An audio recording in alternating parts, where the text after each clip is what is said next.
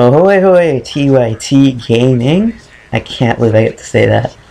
You're watching TYT Gaming, hosted by Mr. TYT Gaming, TBS, the Brandon Show, the voice of the voiceless, the speech of the speechless, the weightless? I'm not sure if I used that one yet. If I did, these openings make absolutely no sense anyway, so I'll just keep on trucking.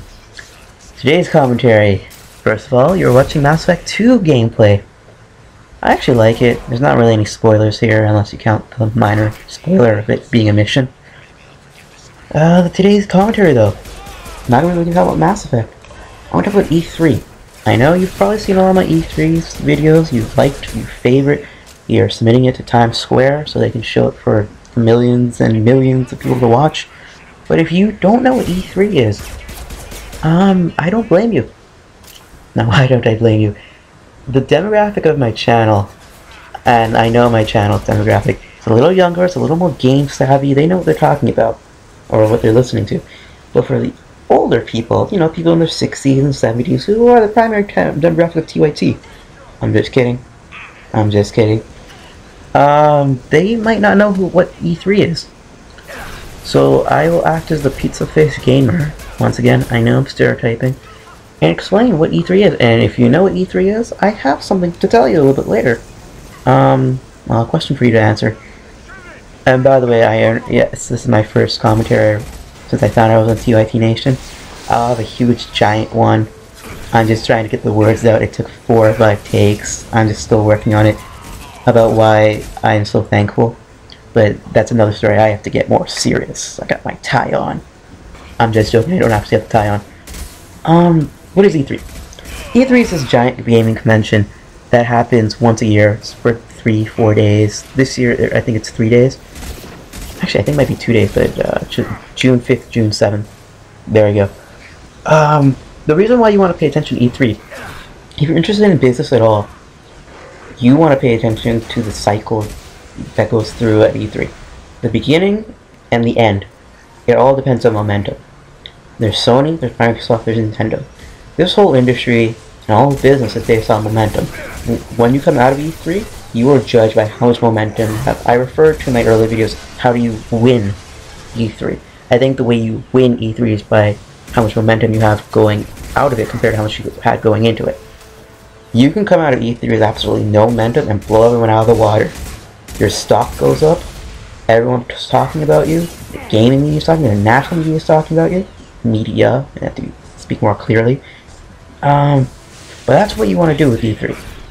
E3 is giant. I can't describe to you the size of it, and it's very private. 40,000 people, and they're very private ways of getting into it. You can work at an EB Games and be a manager, and they have an actual suit and tie. You can invite your 2 or 3 friends who are managers, you know, stuff like that. So someone like me who's really passionate about video games, I can't get into it. TYT might be able to get into it. Look it up. Send me to E3. I'm just kidding. You guys don't want me to win E3. I want to talk. This is a bigger topic. When you watch E3, and if this is your first time watching E3, watch every media outlet suck up to gaming publication, to gaming studios. It's disgusting. A gaming studio can be right in front of you, saying, "We have a new introduction. It will be color. We will finally introduce color instead of black and white." And the gaming media will look at that guy and say, "Yes, that is a great addition. We've never seen color before." And obviously, they're just sucking up to it so they keep their access. It's what Janky Uber talks all the time about. If you challenge the people in power, in this case it'd be the gaming industry, you get kicked out. Ubisoft has done this, which I talked about earlier in my Splinter Cell video. Not too much though.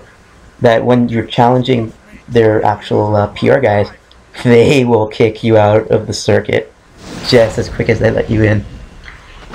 So for people who actually know what E3 is, I want to hear what you're excited about E3.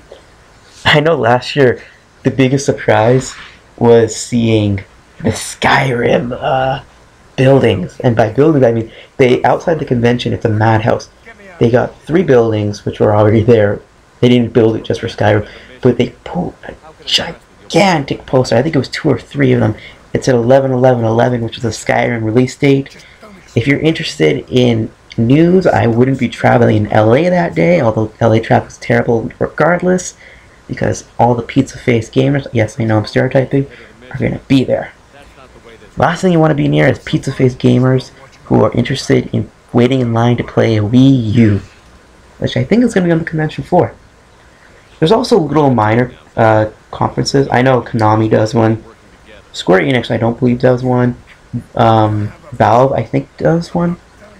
But those are the gaming studios and they get less attention. Ubisoft does one and theirs. If you ever have time to waste, Google Ubisoft E3 convention. You'll see this guy who is the caffeine man. I swear to God, if you either want comedy or you want to shoot yourself in the head, watch that guy. Again, this is a reason why I can't go to E3. I say these things without a filter. Anyway, now you know what E3 is. And if you didn't, leave in a comment. I'll try and help you out here. I read all of them. You guys know I love TYT Nation. You guys know I love TYT. I am the Brandon Show. I am Brandon, voice of the voiceless. Again, wait for that huge video I'm going to come up with about why I'm thankful. Till then, love you guys.